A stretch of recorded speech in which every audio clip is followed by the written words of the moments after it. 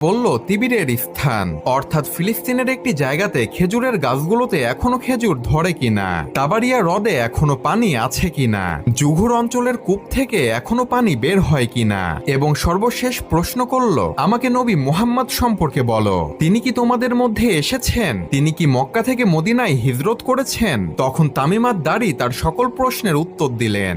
এরপর সেই বিশাল দেহের ব্যক্তিটি বলল, তোমাদের উচিত নবী মুহাম্মদকে মেনে নেওয়া, এতেই তোমাদের কল্যাণ রয়েছে।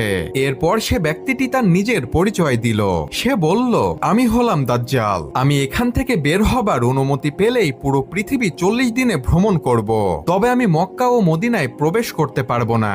আর এই সম্পূর্ণ ঘটনাটি তামিমাত দাড়ি নবী সাল্লাল্লাহু আলাইহি ওয়াসাল্লামকে এসে বলেন এবং তিনি খ্রিস্টান ধর্ম থেকে ইসলাম ধর্ম গ্রহণ করেন। অর্থাৎ এই হাদিস থেকে বোঝা যায় দাজ্জাল পৃথিবীতেই আছে এবং দাজ্জালকে একটি দ্বীপের মধ্যে বেঁধে রাখা হয়েছে।